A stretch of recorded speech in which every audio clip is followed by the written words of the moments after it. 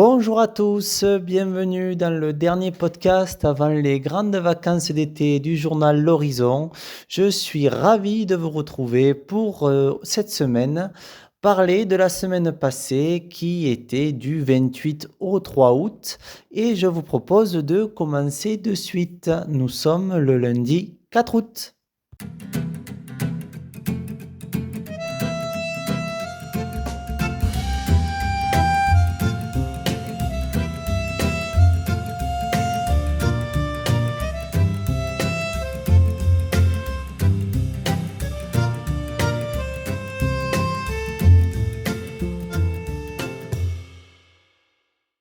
Et nous commençons tout de suite avec ce lundi 28 juillet dans la catégorie Société. À Paris, l'ancienne demeure de Michel Sardou à Neuilly, mise en vente à 18,8 millions d'euros.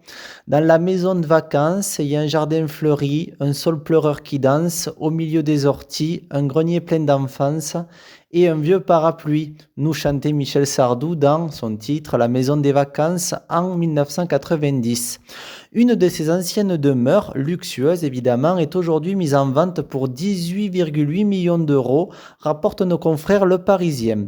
Dans cette propriété, située en plein cœur du quartier Saint-James à Neuilly-sur-Seine, dans les Hauts-de-Seine, vendue en 2011, la star de la chanson française y a vécu une dizaine d'années. Selon le directeur de l'agence qui met en vente ce bien de 700 mètres carrés avec son jardin de 1750 mètres carrés.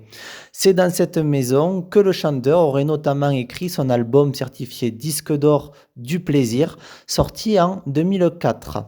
Même dans le très chic Neuilly-sur-Seine où se trouvent de belles propriétés, l'ensemble immobilier est considéré comme exceptionnel à 27 000 euros le mètre carré. Des biens comme cela, avec un si grand espace extérieur, il n'y en a que 5 ou 6 à Neuilly, nous dit Alexandre Cointet, le directeur de l'agence Émile Garcin à Neuilly. Outre un grand salon, un vaste séjour et un jardin d'hiver, le bien comprend aussi une piscine. Quant à l'ancien studio d'enregistrement de Michel Sardou, il a été transformé en salle informatique. Toujours ce lundi 28 juillet, on part complètement à l'opposé, on part dans l'espace, on part en science ce lundi 28 juillet. Quel est le plus grand trou noir jamais observé dans l'univers? Eh bien, contrairement à ce que l'on pourrait penser, un trou noir n'a rien d'un trou dans l'espace. Il s'agit de régions où la matière s'est effondrée à un point extrême. Cela forme une singularité entourée d'un champ gravitationnel démesuré. Par conséquent, la force d'attraction des trous noirs est telle qu'ils peuvent aspirer toute matière qui s'approche trop près, gaz, poussière, étoiles entières. Alors comment observe-t-on un trou noir s'il n'émet aucune lumière? Eh bien, les astronomes déduisent leur présence en observant leur disque d'accrétion. Ce disque est principalement constitué de gaz et de poussière. Cette matière tourne à grande vitesse autour du trou noir en suivant des orbites presque circulaires. En tournant, la matière s'échauffe et émet un rayonnement très intense, souvent dans les rayons X ou ultraviolets. On observe d'ailleurs ce rayonnement dans les systèmes binaires ou les quasars, des noyaux de galaxies très lumineux alimentés par un trou noir supermassif. Parmi les quasars connus, l'un d'entre eux se distingue par des proportions extraordinaires. Il s'agit de Thon 618, situé à plus de 10 milliards d'années-lumière de la Terre. Il abrite le plus grand trou noir jamais identifié à ce jour. En observant son spectre lumineux et son disque d'accrétion, les astrophysiciens ont pu estimer sa masse à environ 66 milliards de fois celle du Soleil. Cela le classe bien au-delà des trous noirs supermassifs ordinaires. Ce mardi 29 juillet, dans la catégorie cinéma, ici nous aimons les films et le jeu vidéo. Je vous parle en cinéma d'Avatar. La saga du réalisateur James Cameron sera-t-elle développée en série et film d'animation? Eh bien, le réalisateur souhaiterait en effet développer la saga Avatar sous la forme d'une anthologie animée, c'est-à-dire une série composée de plusieurs épisodes indépendants et d'un ou plusieurs longs métrages d'animation qui pourrait sortir en streaming ou au cinéma. Et en parlant d'ailleurs de streaming, un projet dont il se serait déjà ouvert auprès de Disney, il nous dit: je leur ai dit que je voulais faire une anthologie qui se déroule dans l'univers d'Avatar, mais faite de courtes histoires auxquelles personne ne s'attend. Il l'avait ainsi précisé à nos confrères du magazine Empire. Pour justifier son vœu, James Cameron a pris un exemple d'autres franchises cultes ayant été déclinées en séries animées, au premier rang desquelles la saga Matrix, qui est devenue The Animatrix, est un excellent exemple de la façon d'ajouter de la texture et une richesse baroque à l'univers d'Avatar. Pour le réalisateur, une anthologie animée permettrait d'exploiter des histoires de personnages et d'événements secondaires s'étant produits hors champ et dans les films, mais il concède que ce projet n'est encore qu'au stade embryonnaire pour l'heure. Il rassemble des histoires et cherche les animateurs indépendants qui concrétiseront sa vision.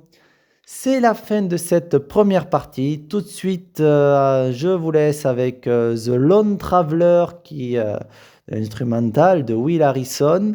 Et ensuite, juste derrière, vous aurez The Height Lonesome du groupe Roots and Recognition. A tout de suite pour la seconde partie.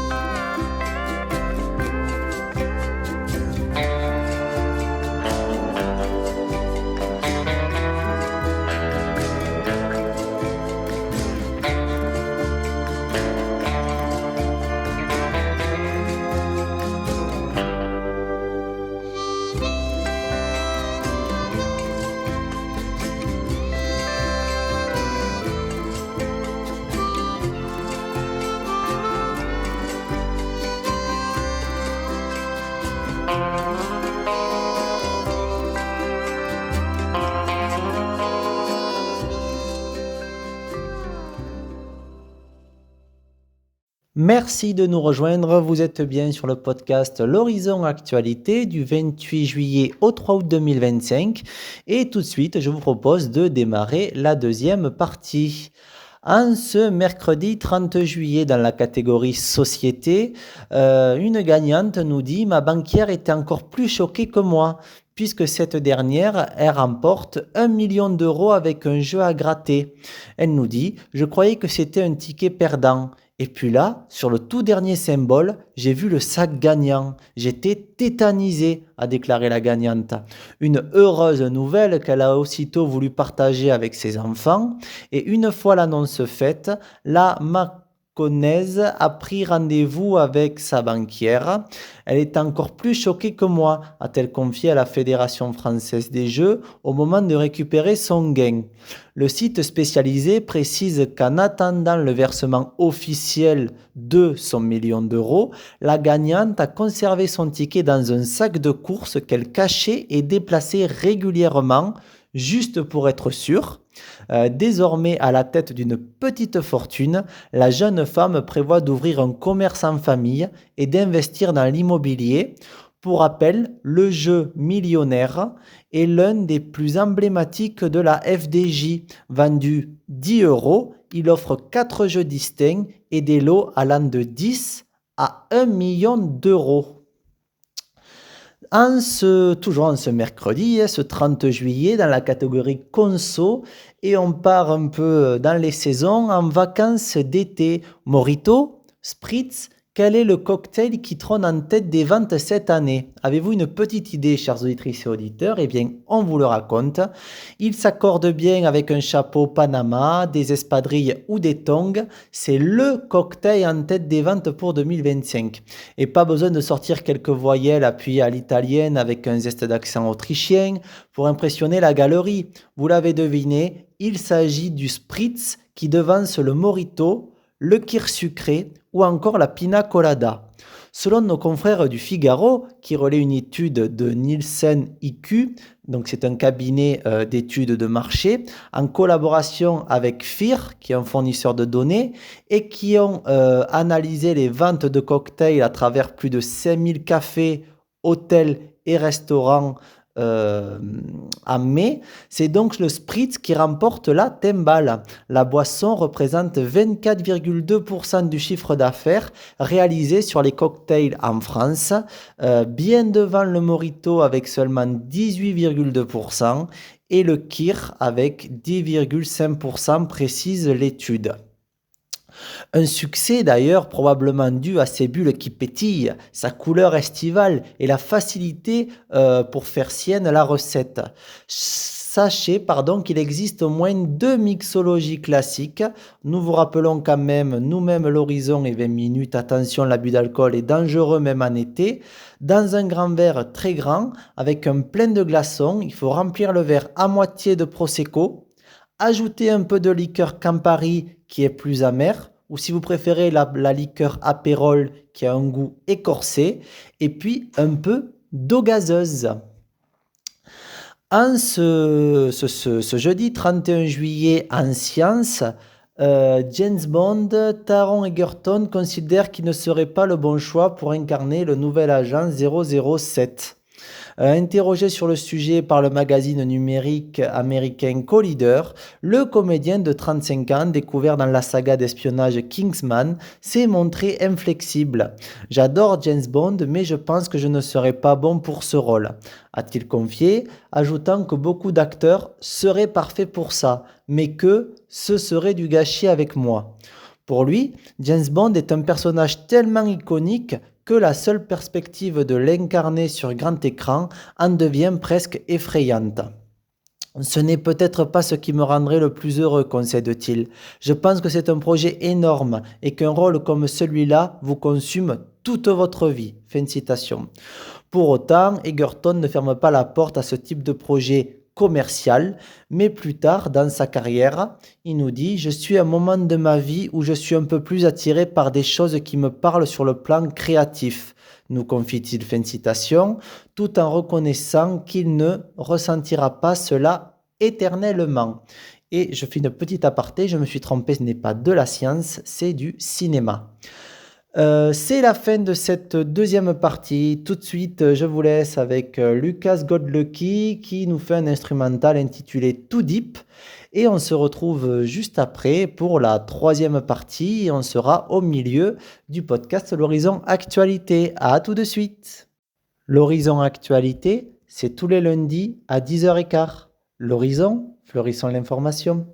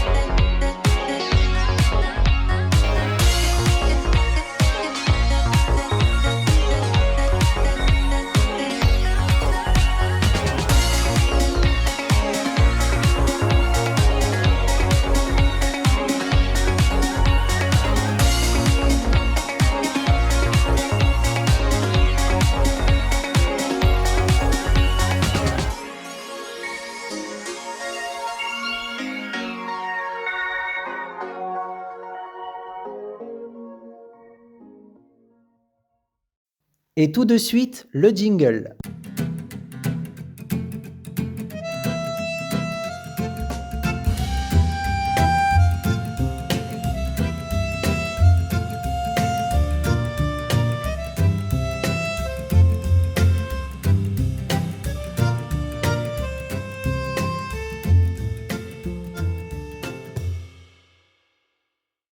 Nous revoici pour la troisième partie de l'Horizon Actualité qui retrace la semaine du 28 juillet au 3 août.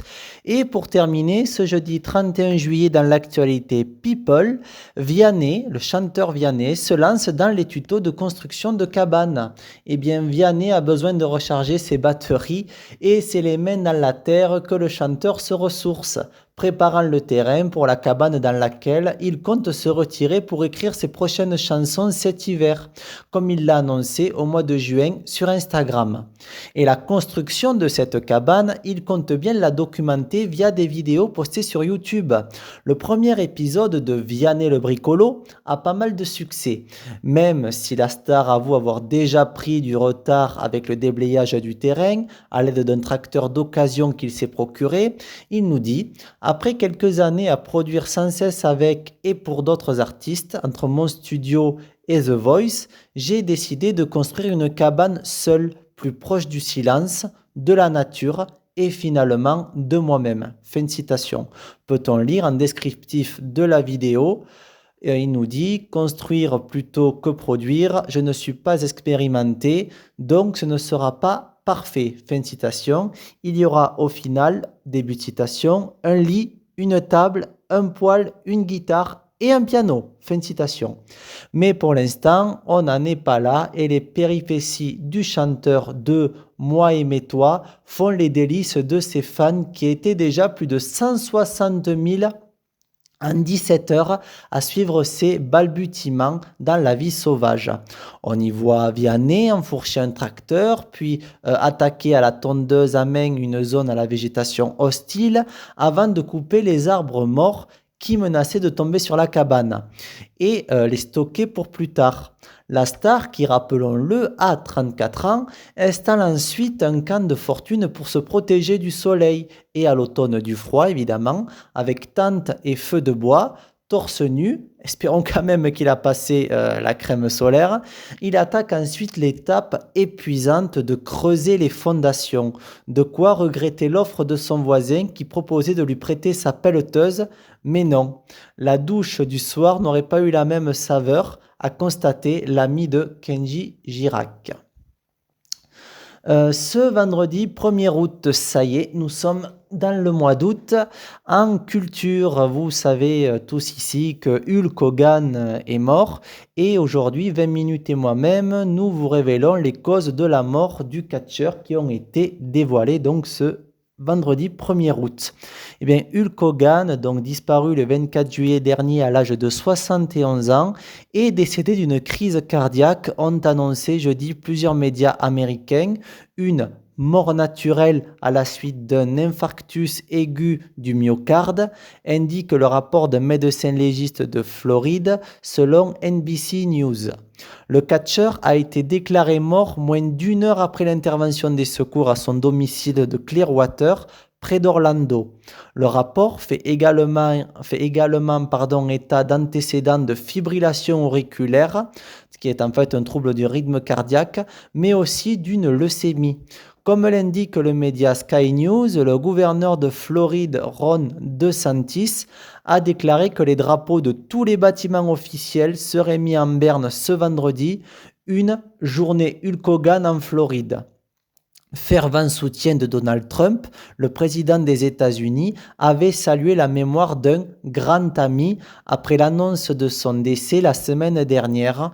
Hulk Hogan était MAGA jusqu'au bout, fort, solide, intelligent, mais avec un grand cœur. Fin de citation, écrivait-il sur sa plateforme Truth Social.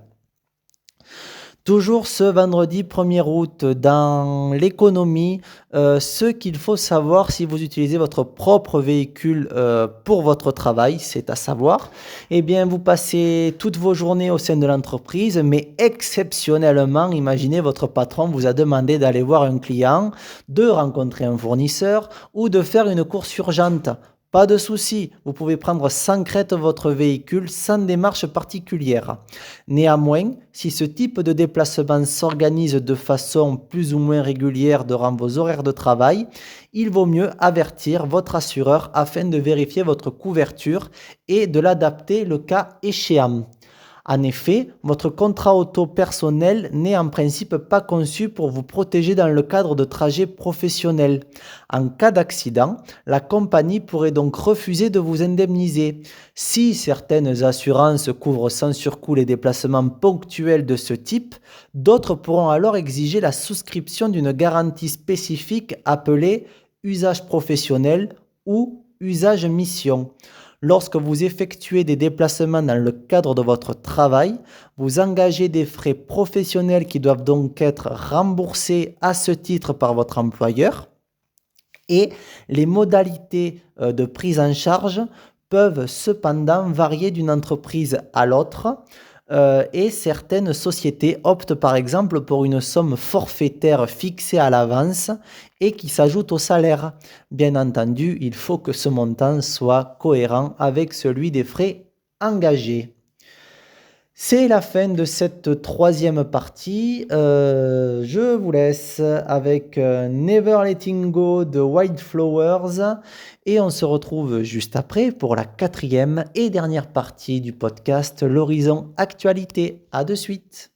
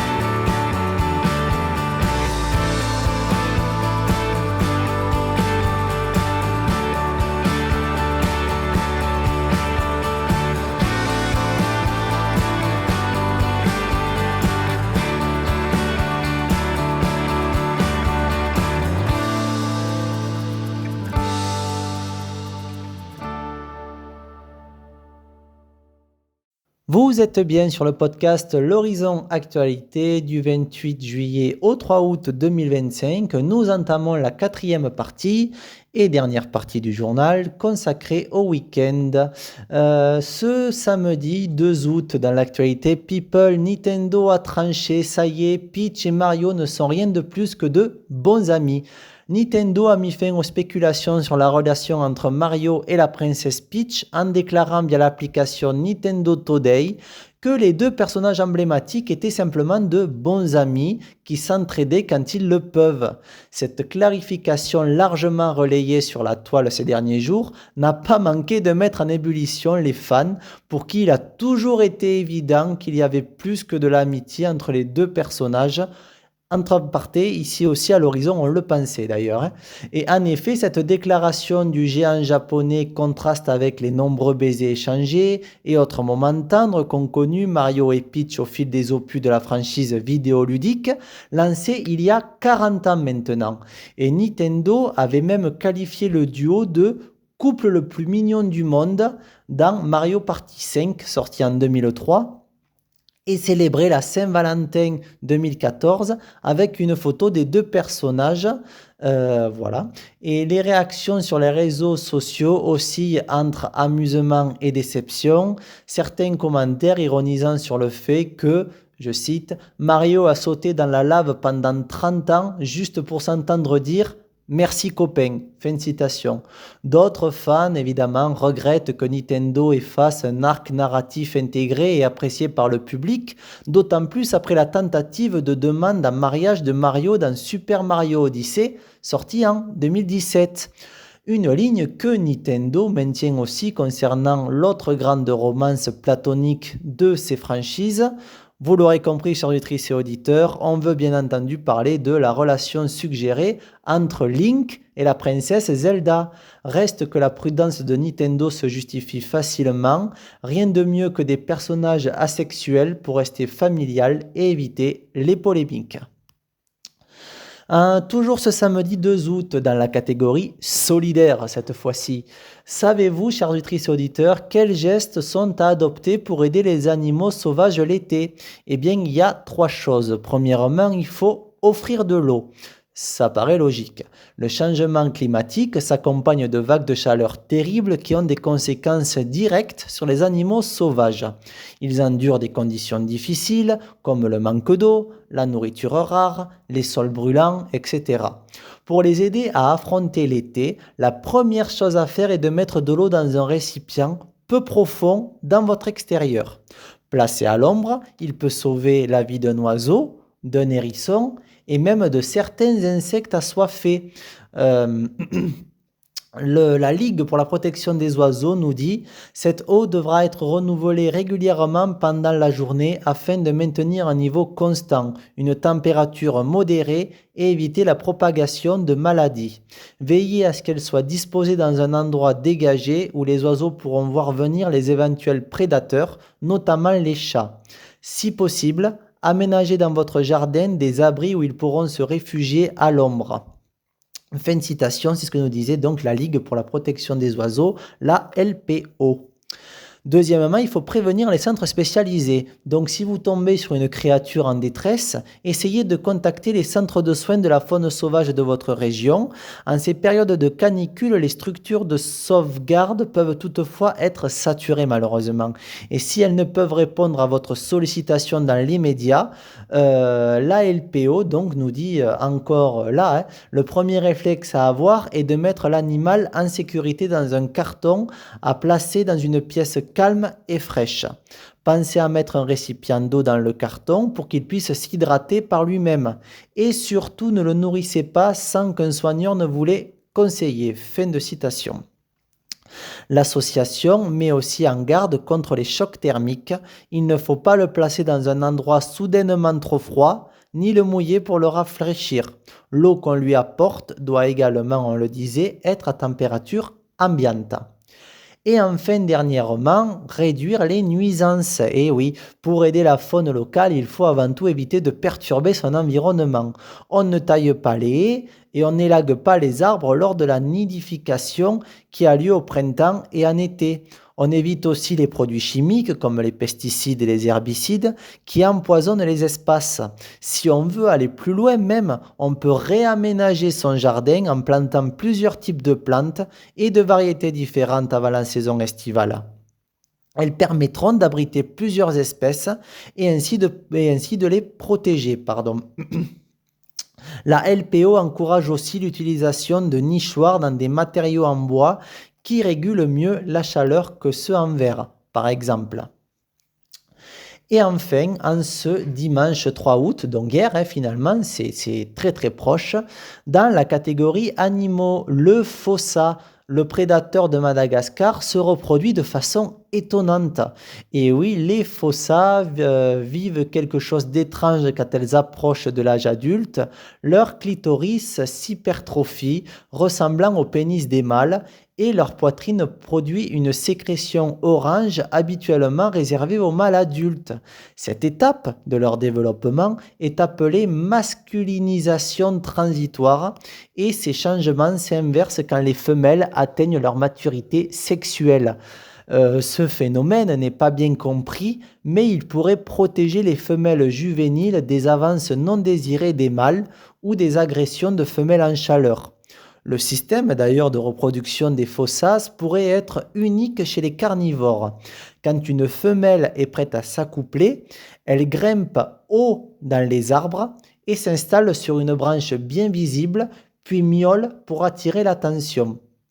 Les mâles se regroupent en dessous et se battent pour elle en hurlant, brisant leur habituel silence. Et enfin, le mâle vainqueur la rejoint pour s'accoupler en hauteur, armé d'une adaptation particulière. Donc son pénis est couvert d'épines orientées vers l'arrière, qui le garde accroché à la femelle jusqu'à ce que la copulation soit terminée. Et la femelle peut accepter plusieurs prétendants pendant plusieurs jours, puis libère son perchoir qu'elle laisse à une autre femelle. En effet, c'est très très spécial, mais ça fait partie aussi, voilà, ça fait partie aussi de la culture à savoir. Et enfin, pour terminer cette quatrième partie, toujours en ce dimanche 3 août, vous le savez, dans la catégorie langue française, on va parler définition et plus précisément d'où vient l'expression avoir un coup de foudre. Eh bien, si vous l'ignorez, le coup de foudre, c'est le fait d'éprouver une passion brusque et immédiate pour quelqu'un ou quelque chose. Donc son origine, lorsque l'expression est attestée au XVIIe siècle, elle désigne un événement certes surprenant, mais déplaisant. Cette première signification est assez logique. Être frappé par la foudre est soudain, choquant et douloureux, voire fatal. Mais c'est seulement à la fin du XVIIIe siècle que l'expression prend le sens qu'on lui connaît désormais. Le fait que cette époque soit celle de l'ascension du mouvement romantique n'y est sans doute pas pour rien. Au départ, il s'agit uniquement de la passion éprouvée pour un être. Donc difficile de dire à quel moment l'allocution s'est élargie aux choses, mais il est probable que l'avènement progressif du consumérisme dans la seconde moitié du XIXe siècle n'y est pas pour rien. C'est la fin de cette quatrième partie. Je vous laisse avec un dernier titre, I'm on the Mood, d'un feat en fait entre John Runelft et Sybil Chanel. Et on se retrouve juste après pour les au revoir. Et il me restera qu'à vous souhaiter d'excellentes vacances. Mais on en parle tout à l'heure. À tout de suite. Merci.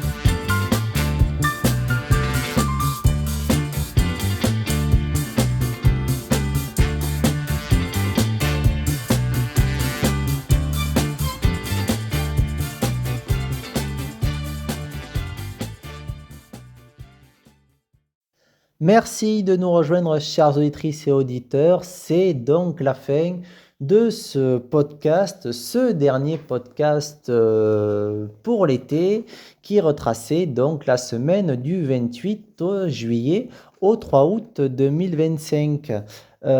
C'était le dernier podcast. Je vous l'ai dit via les réseaux sociaux, surtout sur TikTok, mais je préfère vous le redire ici, comme ça vous le notez, et puis c'est le moment de le dire.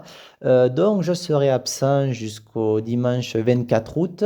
Le prochain podcast sera donc le lendemain, le 25 août à 10h15 pour retracer la semaine passée du mois d'août. Il ne me reste plus donc qu'à vous souhaiter, puisqu'on on se reverra pas, on ne s'entendra pas d'ici là.